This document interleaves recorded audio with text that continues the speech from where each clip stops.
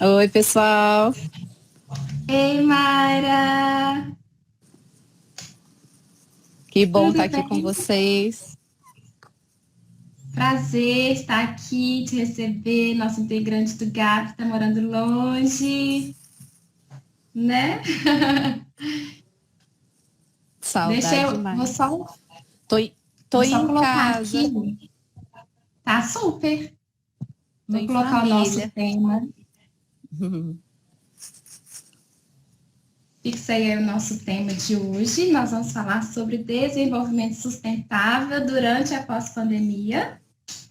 Com a nossa convidada super especial, né? A Mayra Souza, esposa do Gil, mãe de dois príncipes, o Gu e o Rafa, que hoje moram em Curitiba, integrante do GAP. Me recebeu super bem, minha primeira vez na reunião do GAP.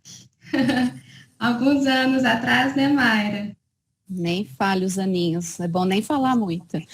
Ah, pois é, estamos aqui com a Mayra, profissional com mais de 12 anos de experiência em desenvolvimento sustentável. Tem em diversos setores, né, do Brasil, plataformas internacionais, um currículo super extenso, formada em formação acadêmica em instituições renomadas, como a graduação na UFMG, Mineirinha, Uhum. MBA na FGV, pós na Fundação Dom Cabral e o FPR. Recentemente, alune da Universidade de Oxford, no programa de mensuração e gestão de impactos. Atuou como gestora de sustentabilidade em grandes empresas no Brasil, como Brasil Foods e Grupo Boticário. E hoje é consultora na CIT Consultoria. Certo, Mayra? Isso aí, uma longa jornadinha. Novinha desse jeito, mas já tem muita coisa aí, uma mega experiência de participação em plataformas globais da ONU, representando o Brasil nos diversos temas para desenvolvimento social e ambiental da nossa nação. Esteve presente na COP21 em Paris, Paris. representando o Brasil. Trabalha com a construção da agenda estratégica de longo prazo em sustentabilidade e engajamento de stakeholders da cadeia de valor de grandes corporações, além de atuar com empreendedorismo e negócios de impacto social, institutos do terceiro setor e na construção de políticas públicas. Sim. Pois é, estamos aqui com uma entrevistada de peso, maravilhosa, além de ser super fofa, que eu amo demais, super especial, e integrante do GAP, Grupo de Ação Política. É um grupo que tem como objetivo despertar, né? Mobilizar a igreja com relação a esses assuntos políticos. E, como eu coloquei aí, fixei o nosso tema de hoje é desenvolvimento sustentável durante e após a pandemia. A gente vai falar um pouquinho, né, sobre a relação aí da pandemia com política. Quem não assistiu as nossas lives anteriores, dá uma olhada lá depois. Mas eu queria saber aí um pouquinho sobre o que desenvolvimento sustentável tem a ver com política, né, Mara? Tantas pessoas novatas aqui que ainda não conhecem nosso trabalho, não conhecem a transversalidade desse tema de desenvolvimento sustentável. E eu queria que você falasse um pouquinho para a gente e também, né, a gente vai conversar um pouquinho sobre essa relação com essa pandemia do novo coronavírus, que trouxe uma série de problemas para nosso país e para os países também do mundo, abalando assim as conjunturas nacionais, as realidades locais e as vidas de todos nós. Ok, vai ser um prazer, né? Morro de saudade de vocês, mas eu vejo que a gente estando junto agora, essa pandemia cada vez mais juntou a gente no meio virtual, e eu fico super feliz, né, de estar aqui com vocês e da gente poder ter esse bate-papo aberto, né? Podem mandar perguntas aí, se der tempo a gente vai respondendo todas. Eu quero que seja mesmo um bate-papo nosso, né? Que a gente esteja junto e que seja um tempo muito agradável aqui. Isso. Antes de você só começar já falando um pouquinho, queria convidar todos os nossos convidados que estão assistindo, clica aí nesse botãozinho de aviãozinho e convida pessoas que se interessarão pelo assunto, pessoas, né, que gostariam de ouvir um pouco mais desse conteúdo que será super relevante. Tá dando eco para vocês, Miriam? Para mim tá excelente. Para mim tá dando um retorno, mas tá dando. Eu vou tentar tirar o microfone, deixa eu ver se vocês me ouvem. Tá. Vocês estão me ouvindo bem assim? Tá me ouvindo bem assim? Estou. Será que o pessoal vai ouvir bem assim? Ó, o Carlos falou que tá muito bom. Quem que tá dando eco? Oi. Oi, agora ficou escuro. Aí. Tá, vamos ver tá se bom parou. para você também? Agora o eco parou. Pô, então vamos lá. Então, a primeira pergunta, né? O que desenvolvimento sustentável tem a ver com política? E eu falo que tudo. Os dois, eles interferem na vida do cidadão a todo momento. Né? A política, eu brinco, vamos pensar uma coisa bem rotineira. A gente acorda e vai tomar um banho, né? Aí eu falo que onde que a política encontra? Ela está ali na tributação da energia elétrica que você está pagando, que você está usando chuveiro elétrico. E onde que o desenvolvimento e a sustentabilidade entra? Na água que você está usando no recurso natural. Então não tem como, eu falo que os dois são temas totalmente transversais, são totalmente capilares, eles vão entrar nas decisões, né, do governo, pode ser do primeiro setor, que é o governo, eles vão entrar e influenciar as decisões do segundo setor, que é o empresariado, vai afetar o terceiro setor, que são as instituições da sociedade civil. Então, assim, a política, da mesma forma que ela precisa de substratos para tomada de decisões e fazer com que haja um progresso também social, que haja uma conservação ambiental, que haja promoção de valores, né, de promover a ética e os valores morais, a mesma coisa é o desenvolvimento sustentável. Ele visa fazer toda essa parte de progresso social, da parte ambiental. Então, por isso que eu falo que não tem como hoje a gente olhar alguns governos, e na Europa, nos Estados Unidos, mais ou menos, mas estava avançando bem no tema, deu algumas recaídas em alguns temas, mas geralmente os países desenvolvidos é muito difícil você separar, né, as decisões políticas com a visão da sustentabilidade. Porque não tem como ter um progresso, eu vi que o Samuel e a Ansei estava participando e falou, não tem como falar em desenvolvimento se não for sustentável. A própria palavra sustentável e sustentabilidade, se você pegar, o que ela significa? É que se sustente ao longo do tempo, que sejam ações que sejam perenes. Então, para ter progresso em qualquer área da sociedade, as coisas precisam se perenizar. Né? E na política, a mesma coisa, são ações que não devem ser só ações daquele governo, tem que ser ações de Estado, que vão se perenizar, que vão se sustentar para conseguir trazer o que a sociedade, o progresso que a sociedade busca, ou o respeito à preservação que o meio ambiente precisa, né?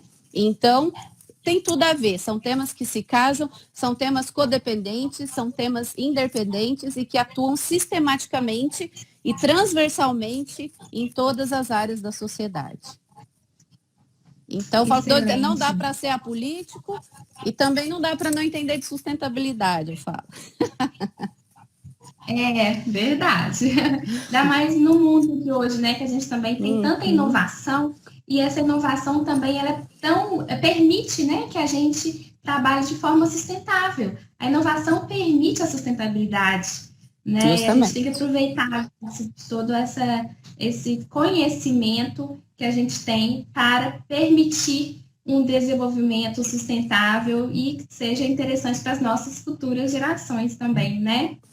Isso mesmo. A Noemi ali participando também, a Ansei falou, e é isso mesmo, a sustentabilidade, ela traz banco de dados e referências de campo que vão suprir as políticas públicas também.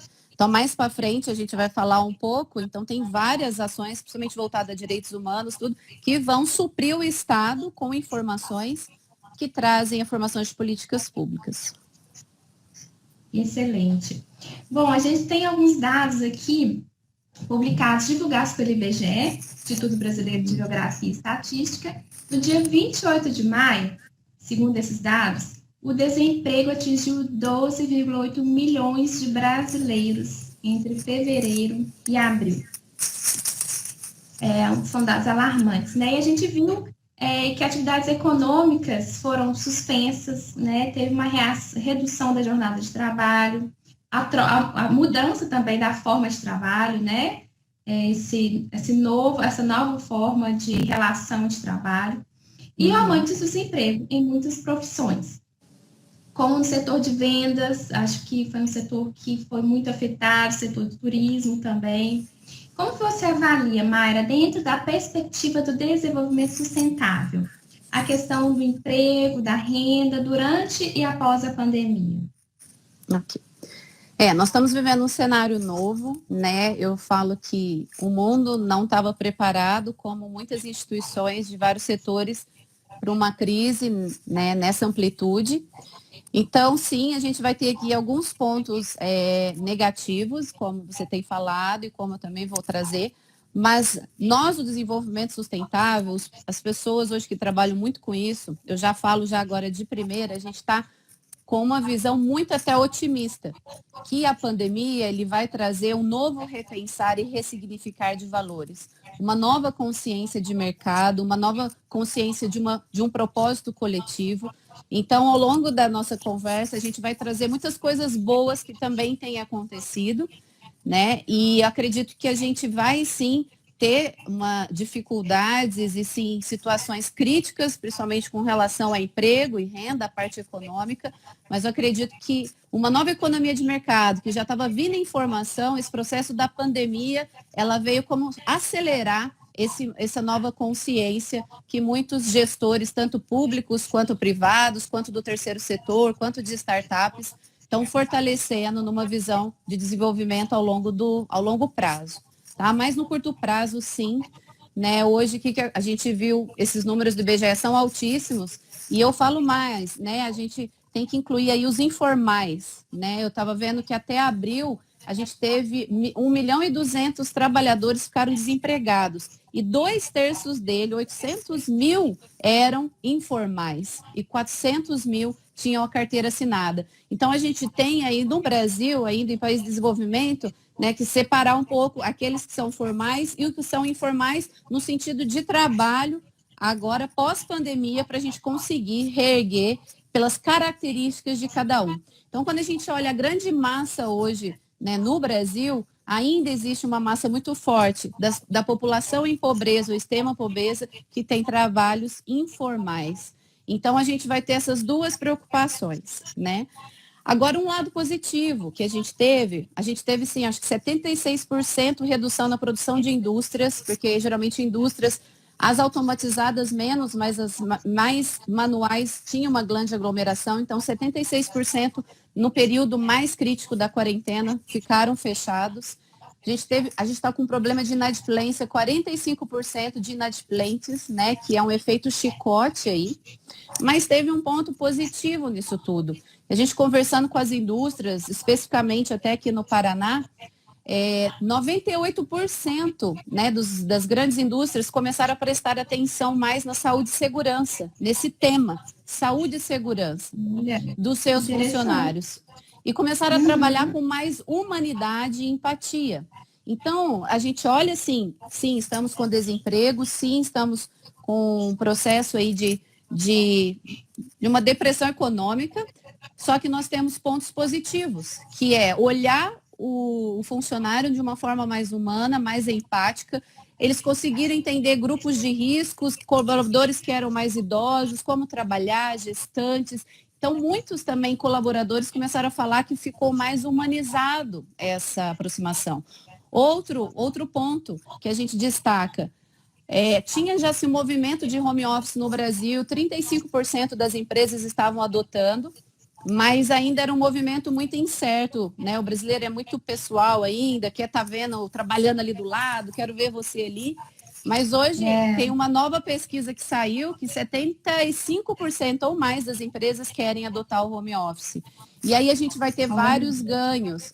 Eu, como mãe, falo, né? Eu sou mãe de 2 bebês, eu não voltei ao mundo corporativo justamente porque eu não queria perder a primeira infância deles, né? Então, era uma decisão, e quantas mulheres também não tomam essa decisão e às vezes saem do mercado de trabalho porque precisam e querem acompanhar a família nesse momento. Se tivesse o home office, possivelmente eu não sairia. E agora vai existir uma opção e eles acham assim que vai dar muito certo, porque não viram só a questão só de questões pessoais, mas viram questões de redução de custo. Então, olhando a sustentabilidade, reduziu a parte de transporte, reduziu gastos com aluguel, eles estão vendo equipes que vão reduzir, e aí essas empresas vão poder alugar lugares menores, porque aí eles vão conseguir alocar. Então, tudo isso, olhando o prisma da sustentabilidade, a gente ganha em todos os aspectos, né? Então, sim, vamos ter. Eu coloquei outro ponto que ninguém fala, mas que já é um movimento que já está acontecendo, que são as empresas com propósito. As empresas já nascem com o propósito de resolver algum impacto social, ambiental. E saiu agora em maio, na Forbes, que as empresas que têm essa visão de propósito, de sustentabilidade, elas estão sendo muito mais resilientes na passada pela pandemia. E não só mais resiliente no sentido de sofrerem esse impacto econômico, como tem muitas delas que estão crescendo na pandemia. Então, existem empresas, por exemplo, que trabalham, eu conheço amigos meus, que trabalhavam com second hand, que é a gente utilizar o produto, né, o segundo uso, né, produto usado. E ele cresceu muito mais na quarentena, porque a compra online aumentou e as pessoas estavam vendo que a gente não precisa de tanto, que a gente vai falar, e começou a aumentar. Então, existe também perspectivas boas para a gente olhar novas economias, que chama economia de impacto, né? Uma economia que traz agora uma visão de atender realmente a necessidade das pessoas e do meio ambiente. Muito bom, Mara. É muito bom a gente saber que, apesar das questões, né, difíceis que a pandemia trouxe, tem trazido muitos aprendizados, né, para todos nós. Muito aprendizado, é uma nova visão de vida, né, e de economia também. E falando um pouco isso, continuar falando sobre a questão do emprego, da renda. Você acredita que, devido à pandemia, haverá um aumento da desigualdade social? Porque o desemprego a gente viu que aumentou. E a desigualdade social? Então, desigualdade social, eu falo que é um tema para umas 3 lives, né? É um tema que eu sou apaixonada. Vou tentar, de alguma forma, a gente tentar simplificar isso, porque é um problema muito complexo, são muitas variáveis que traz a desigualdade. A desigualdade... Você que já trabalhou muito, né, com a questão de social, né? Se você quiser falar um pouquinho também sobre esse trabalho que você desenvolveu, que eu lembro muito bem aqui, né? Porque você estava em Belo Horizonte. Isso, eu decidi ir, vocês me conhecerem um pouco, fui trabalhar 5 anos dentro das comunidades de baixa renda, na Pedreira Prado Lopes, Morro das Pedras, para justamente viver e entender, né? Muitas vezes a gente quer da área social, a gente cria formatações de programas, projetos que acho que vão solucionar, mas primeiro a gente tem que ouvir as pessoas, né? Entender o que elas realmente precisam. Sim. Né? Então, e eu vivendo esse mundo, né? O que eu entendi é que o Brasil é uma das economias mais emergentes, com grandes potenciais, mas a gente traz um traço histórico de desigualdade social muito grande. Então, como a gente tem um pano de fundo social muito frágil, o que aconteceu? Na pandemia, ele se tornou ainda mais grave. Né? A desigualdade social só veio dar à luz, né, e reforçar um problema grave que a gente tem aí historicamente, né? Então, vamos trazer alguns dados, eu gosto muito de trazer dados, né? Hoje a gente é uma das economias mais emergentes, mas a gente é o 7º país em desigualdade social no mundo. A gente só perde para alguns países, 6 países da África. Quando a gente olha o índice de desenvolvimento humano, hoje o Brasil está na 79ª posição no índice de desenvolvimento humano. É muito baixo para um país que é considerado um grande potencial econômico, enfim, todas as suas potencialidades.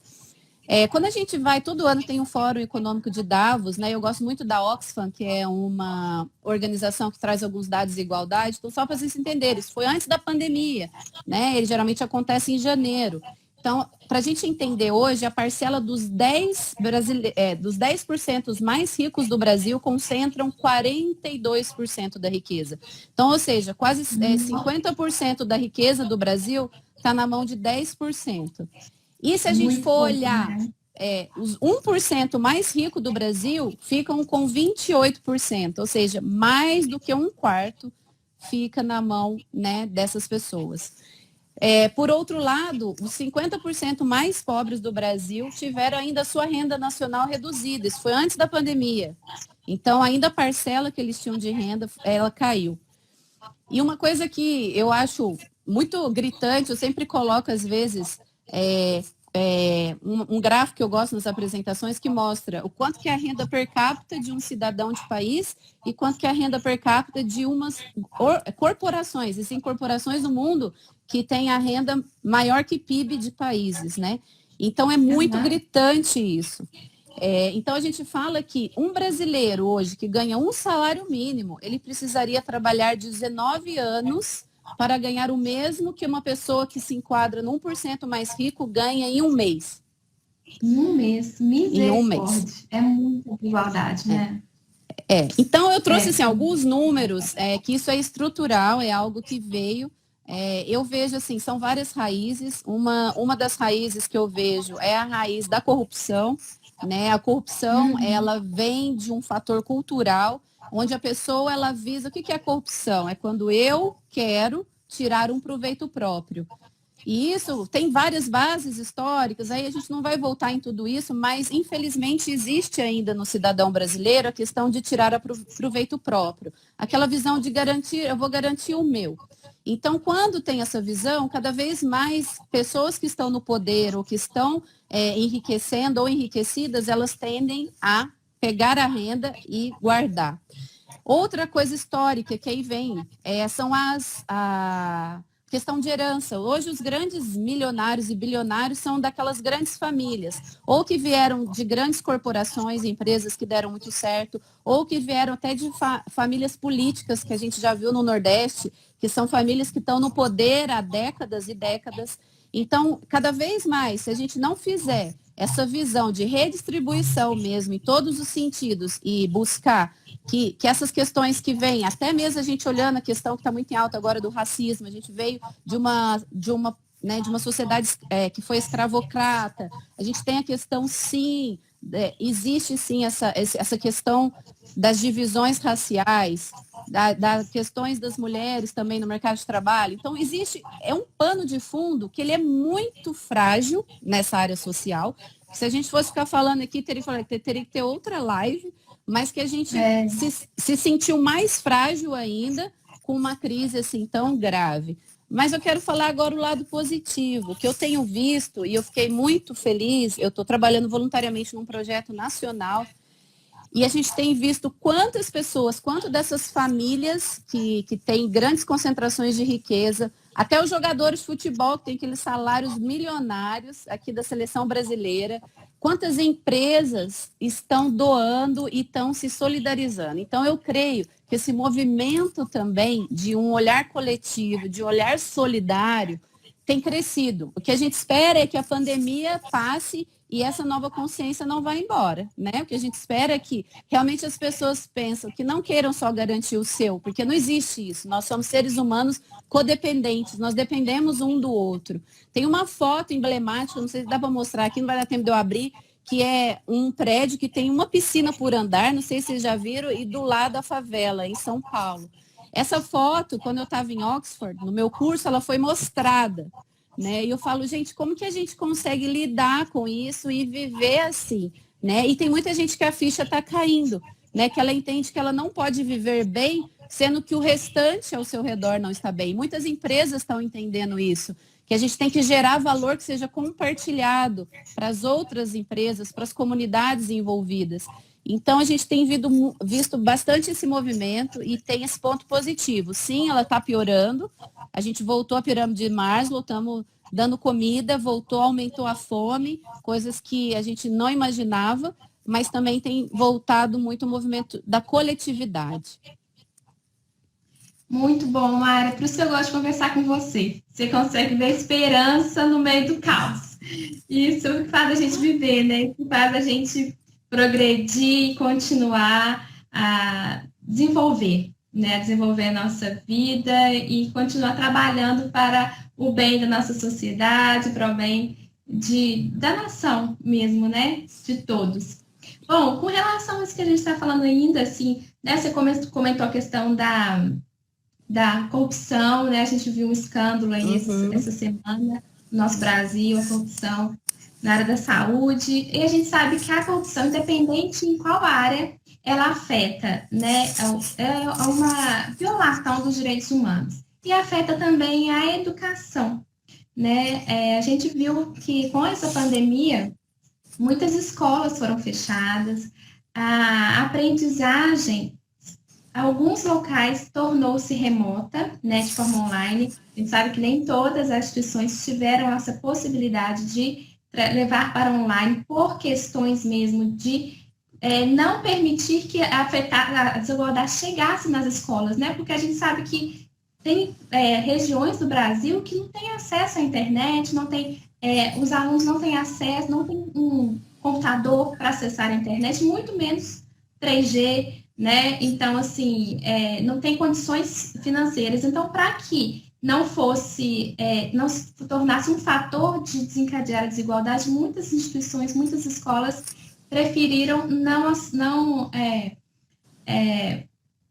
aceitar, né? Não levar para o remoto. Mas a gente sabe que muitas escolas, a aprendizagem se tornou de forma online. E não é acessível para todos, que eu acabei de comentar. Como é que você vê aí os reflexos dessa pandemia na área da educação especificamente? Ótimo. Ainda a gente vai ter, a pandemia ainda está acontecendo, né? Estamos vivendo várias incertezas. Então, eu acredito que muitas coisas ainda vão vir, algumas consequências, algumas mudanças a gente vai perceber aí possivelmente na virada para o ano que vem. Mas a gente já pode adiantar assim, alguns cenários, né? Com certeza a educação, se você vê um relatório da Unesco, 1,5 bilhões de crianças, né, e adolescentes pararam de estudar no mundo, é muito, 1,5 bilhões, e 63 milhões de professores também, né, pararam as suas atividades. E aí, então, ou tiveram que mudar suas atividades para uma outra plataforma digital. Então, aí vão ser trazidas, né, várias discussões. Então, a gente vai ter discussões com relação tanto à questão da mudança dessa plataforma de ensino, tanto com relação à qualidade desse ensino, que já é um questionamento que já existe na educação do Brasil, né? Quanto que a qualidade desse ensino vai garantir, quanto à própria questão do trabalho mesmo, né? Da renda, né? De todas as pessoas que trabalham para a educação. Esses dias até eu estava passando aqui em Curitiba, em frente ao Palácio do Iguaçu, com meu esposo e os meninos, e a gente viu uma carreata de escolares, das vans e os ônibus escolares. Falei, meu Deus, eu tinha até esquecido, olha o tamanho da cadeia de valor, o efeito chicote. Mas eram muitos, eram assim, dezenas e dezenas que também tiveram as suas atividades totalmente paralisadas, né? O que eu vejo de ponto positivo? A questão da inclusão digital. Isso é uma questão que tem que ser discutida, né, no Brasil. A gente tem que discutir a inclusão digital. Tem áreas remotas. Eu tenho grandes amigos que trabalham com populações ribeirinhas na Amazônia, né, onde realmente não chega, a parte digital não chegou. Então, isso precisa. Então, acredito que é um momento da gente ver políticas públicas para revisitar essa questão da inclusão digital. E eu vejo sempre como oportunidade, que eu sempre estou tentando fazer esse lado cheio do copo, para as próprias startups de tecnologia, né? Hoje a gente tem uma oportunidade aí de mercado de cursos agora e soluções online, porque eu acredito, essa aí é uma opinião minha, que trabalho em desenvolvimento sustentável há mais de 12 anos, que esse movimento para a educação online, ele vai continuar forte, tá? Existem algumas idades, por exemplo, educação infantil, que são os meus filhos, que realmente o presencial e algumas faixas etárias, eu não sou especialista em educação, então, né, tem aí os especialistas, eu vi que a Noemi está aqui com a gente, pode ajudar, mas existem algumas faixas etárias que o presencial é fundamental porque ele cria a socialização, ele cria aqueles contatos, atividade esportiva, enfim. Mas às vezes quando você olha um curso universitário, um curso superior, que não exige tantas aulas práticas todos os dias, né? A tendência é que esse movimento, ele perpetue, igual eu falei, do home office para as empresas.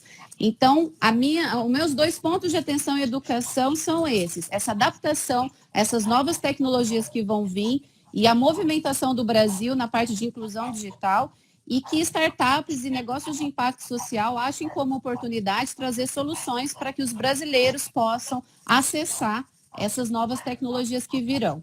Tá? E aí a qualidade da educação... Muito interessante. Só para fechar, a qualidade da educação, para mim, ela é tanto presencial quanto online. Os professores, aí é uma remodelação, é outro assunto que aí tem que ser conversado. O Brasil precisa progredir também em qualidade. Sim, deu uma travadinha aí. Tá me ouvindo? Oi, estou. Eu falei que o Brasil mas eu vi até o final avançar na qualidade. Ótimo, ouvi. Obrigada. Realmente a educação, essa área é algo que a gente tem que... A volta, principalmente, né, a volta, o retorno aí desse isolamento social deve ser muito bem pensado. Realmente, acho que não vai continuar como era antes, né? Também creio que voltará com essa... um pouco de online e um pouco de presencial. Até porque não tem como, nessa volta inicial aí, continuar com aquela mesma quantidade de alunos, né, na minha sala de aula, a distância entre um aluno é muito pequena, então é algo que tem que ser repensado e ser feito de forma bem adequada mesmo para a realidade de cada instituição, né. Bom, e quais desafios aí você vê, Mayra, que a gente precisa repensar sobre o desenvolvimento sustentável diante dessa situação da pandemia que a gente tem vivido?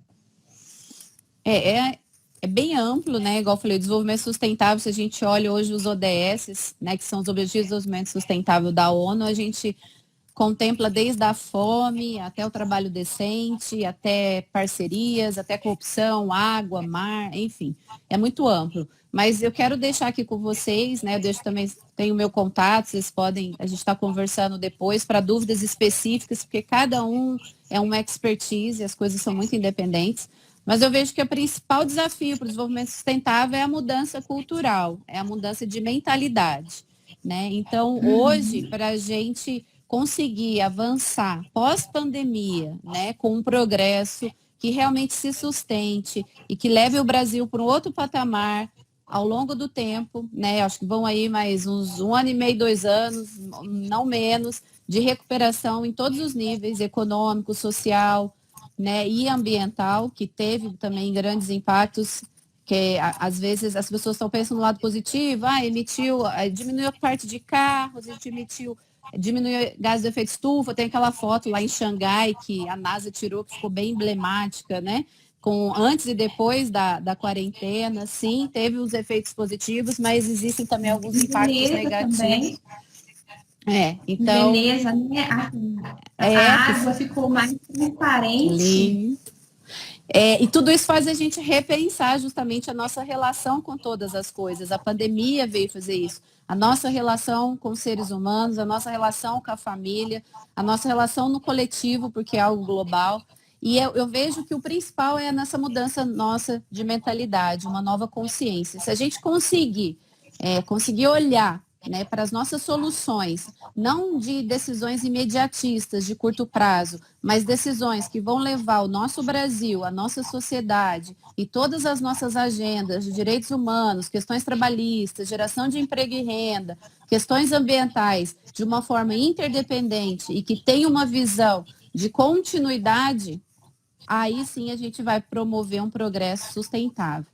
Então, para mim, o maior desafio do desenvolvimento sustentável somos nós mesmos, é a nossa mentalidade. E a mentalidade das lideranças tem que mudar. A mentalidade, né, das grandes lideranças de governo, do setor empresariado.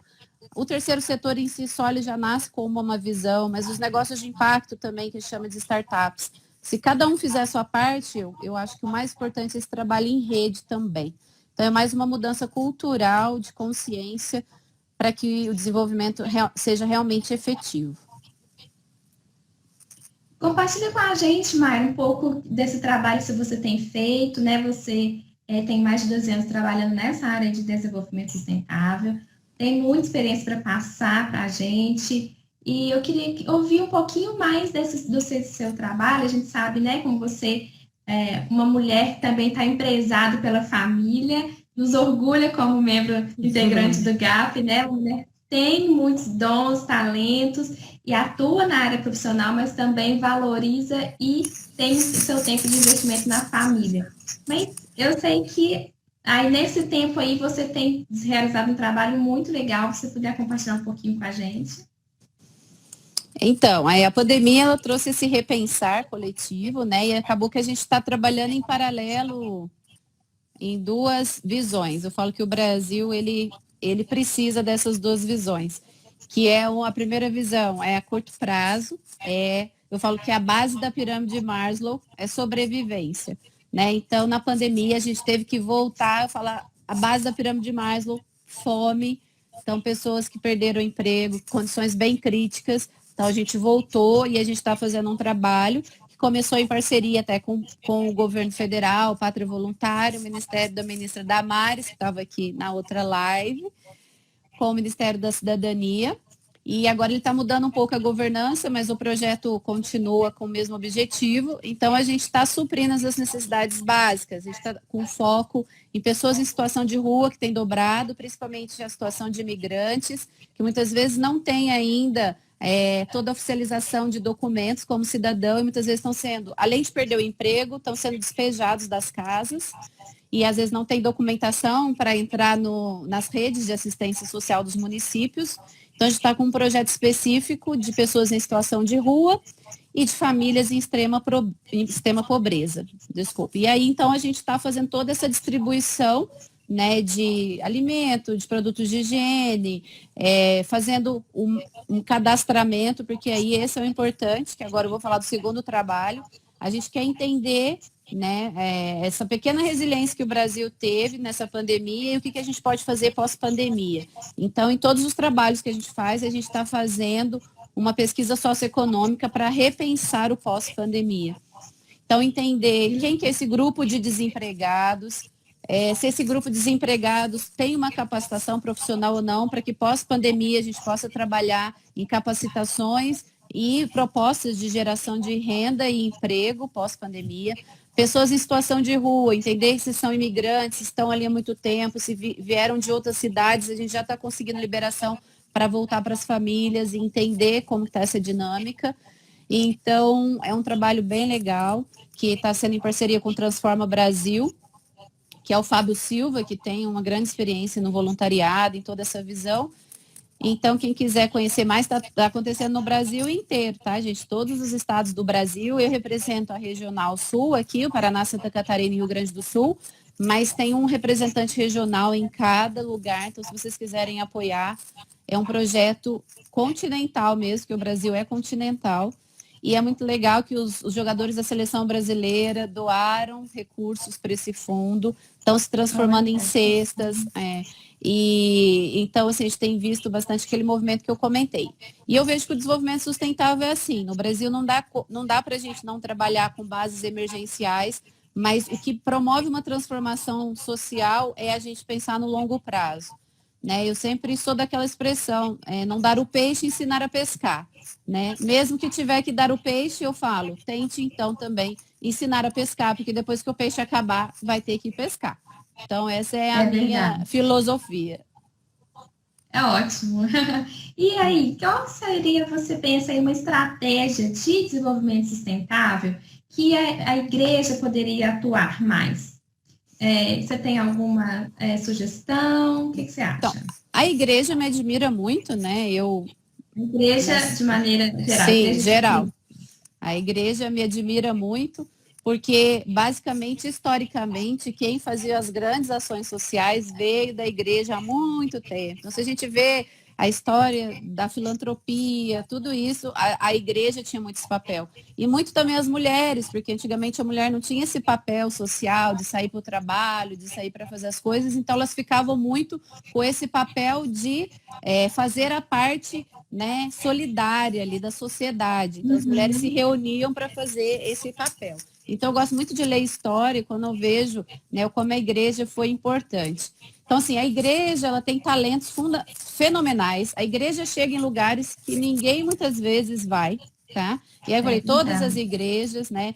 A gente vê que às vezes, principalmente dependência química, eu vejo que as grandes clínicas vêm das igrejas protestantes, das igrejas católicas, das igrejas espíritas, que são aquelas que conseguem, às vezes, pegar situações que muitas vezes outras áreas não conseguem permanecer anos naquela causa. Porque a igreja ela sempre faz movida a uma motivação legítima de propósito de vida, que aquilo é voltado a uma causa legítima de amor, de compaixão.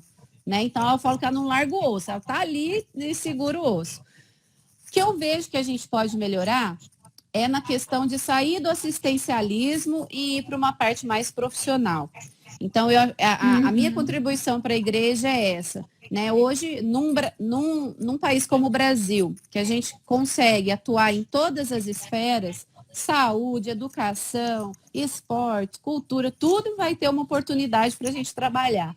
Então, eu vejo que a igreja tem que começar a se profissionalizar, buscar cada vez mais conhecimento técnico, ter uma linguagem que consiga conversar com os diversos setores, para a gente levar esses talentos, essa motivação legítima a uma transformação social que permaneça e não seja só assistencial. Então, essa é a minha visão para a igreja hoje, para promover um desenvolvimento sustentável. Ela sabe muito, ela atua a campo como poucas instituições atuam a campo, conhece muito os públicos, mas a gente precisa melhorar a nossa gestão, o nosso conhecimento e a forma de interação com a rede. Aí eu creio que a coisa vai seguir. Até a ministra Damares falou, né, como foi importante usar na outra live a igreja, que a capilaridade que a igreja tem de estar em cidades, lugares que nenhum governo, né, estaria. Então, a gente sempre tem que levar essa visão da filantropia, do assistencialismo, uma visão de progresso social. Excelente, realmente, né, Mayra? A gente, na igreja tem muitos dons, muitos talentos, pessoas capazes, profissionais excelentes, mas que talvez não utilizem, né, não investam seu tempo para o trabalho voluntariado, para a igreja, e eu vejo que realmente terá um avanço, um progresso muito, muito grande, a partir do momento que existir essa profissionalização, né? Se fazer com excelência, né? Porque não é porque é voluntário, porque é um tempo que você está doando, você não vai fazer com excelência. Muito pelo contrário, né? É algo que a gente precisa fazer como se fosse para o Senhor, em todas as áreas da nossa vida, tanto voluntário quanto profissional. Se a gente tem tantas pessoas talentosas, precisamos utilizar isso, né, para a extensão do reino. Né? Com certeza as pessoas podem utilizar suas profissões para trabalhar para a extensão do reino de Deus, mas a igreja também, né? Utilizar isso para o bem da sociedade. Isso mesmo. E quais impactos, Mayra, você vê dessa pandemia no comportamento de consumo dos indivíduos? Voltando um pouquinho à questão do consumo. Uhum.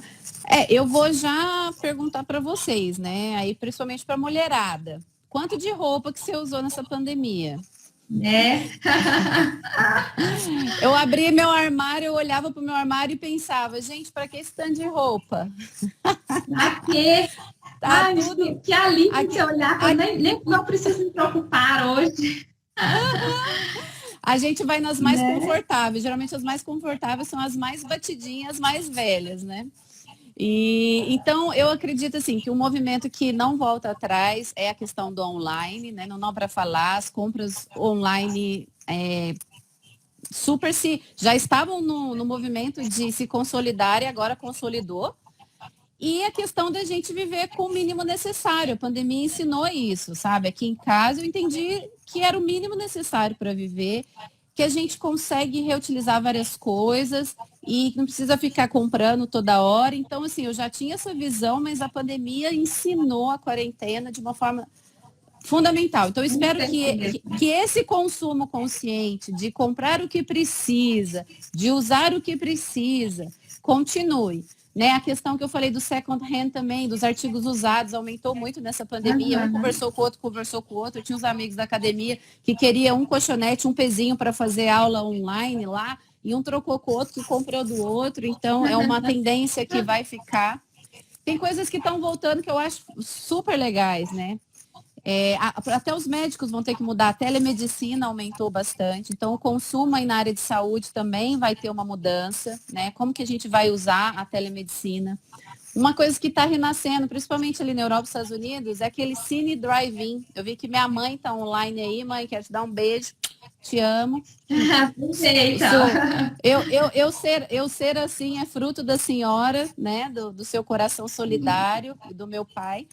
E tá voltando o cinema drive-in. Quem que não lembra nos filmes, né? Que chegava de carro assim e parava. Então eles estão começando a repensar. Na Europa e Estados Unidos já começaram a voltar o cine drive-in. Algumas igrejas estão adotando também o culto. E espetáculos também. Outra tendência que eu vi que achei super legal. Super aplicativos. Por que aconteceu? Eu não sei vocês, mas eu fiquei doida, gente. Eu nunca vi tanto aplicativo para tudo. Tudo que eu ia fazer era o novo aplicativo. Se eu quisesse dar aula online com meu filho, é um novo aplicativo. Mais outro aplicativo para receber, outro aplicativo. Meu celular foi ficando pesado. Aí, o que está vindo agora como uma tendência que eu li? São super apps, que eles vão unificar as atividades digitais. Então, está vindo uma tendência para isso, que olha o teu perfil e já vai dar para você aquilo que realmente importa. Outra coisa que está pegando, que está vindo, não tanto voltada a consumo, mas a questão da cibersegurança. Os dados também ficaram mais expostos e está vindo uma nova tendência aí da gente não ter que dar tantos dados no consumo, fazer tantos bancos de dados para que isso não seja vazado. Essa questão está bem alta.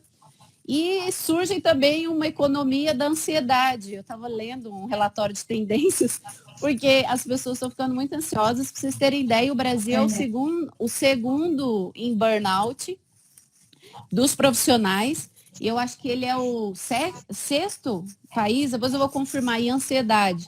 Mas por quê? Porque a gente tem um índice de violência alto, eles estavam explicando, então a gente sempre sai pilhado.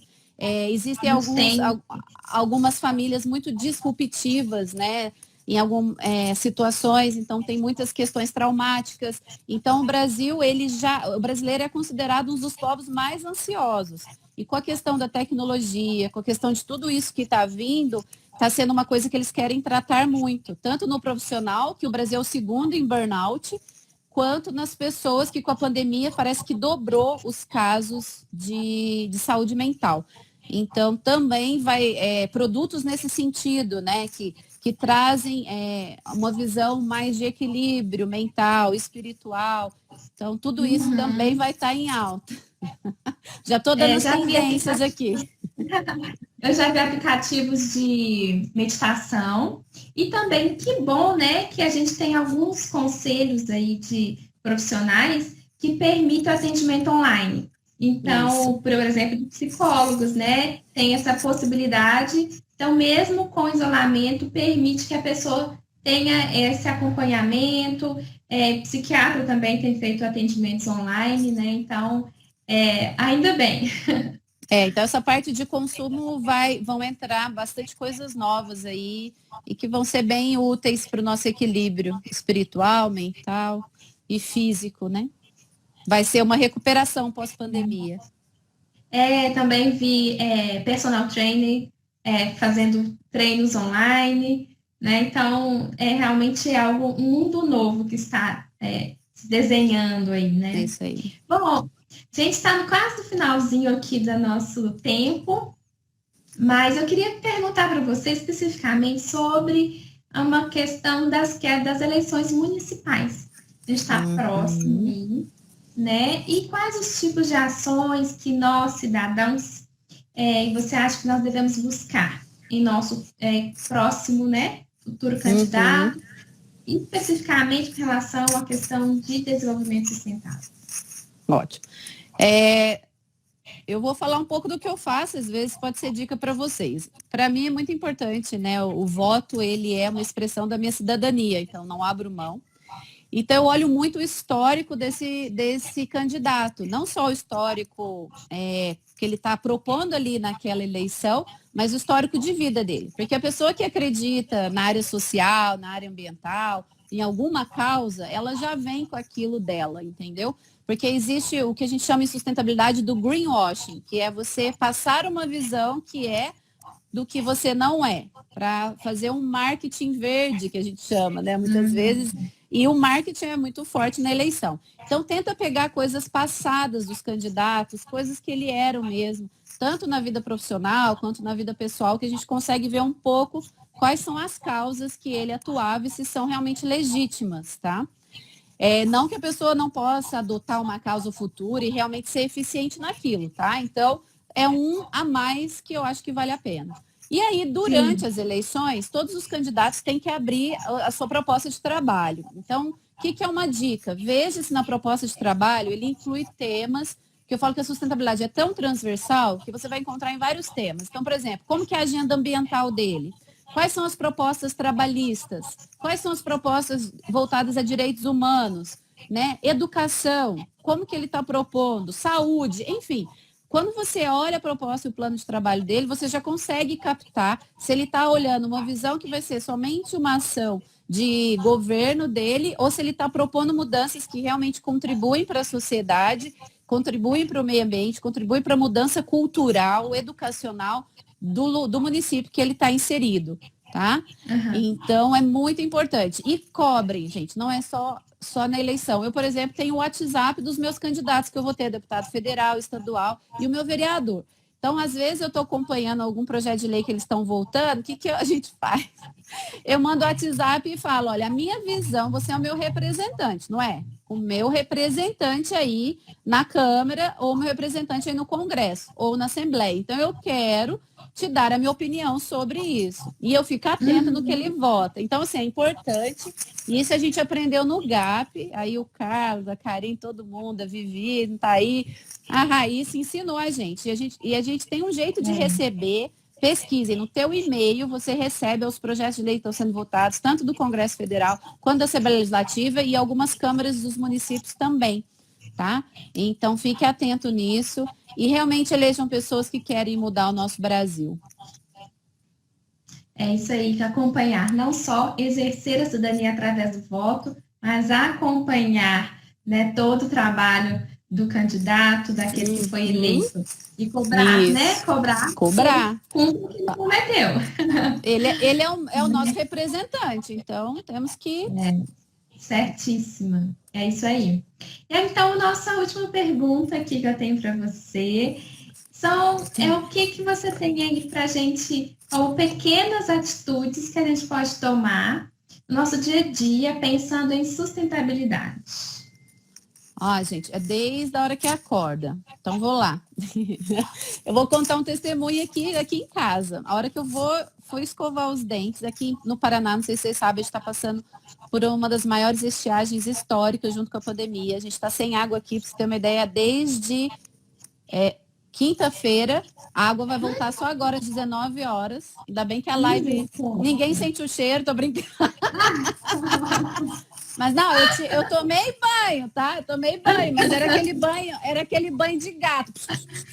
Mas eu achei tão bonitinho, porque o meu filho, eu tava escovando os dentes, aí o Gustavo olhou para mim e a água... Aí eu tenho uma torneira que ela é aquelas assim, e saiu muita água na primeira abertura. E ele falou, não, mamãe, é assim, pegou a trava e baixou. Que bonitinho. Então, a sustentabilidade está desde a hora que você vai gastar água para escovar um dente e tomar banho, a hora que você vai separar o lixo para jogar, né?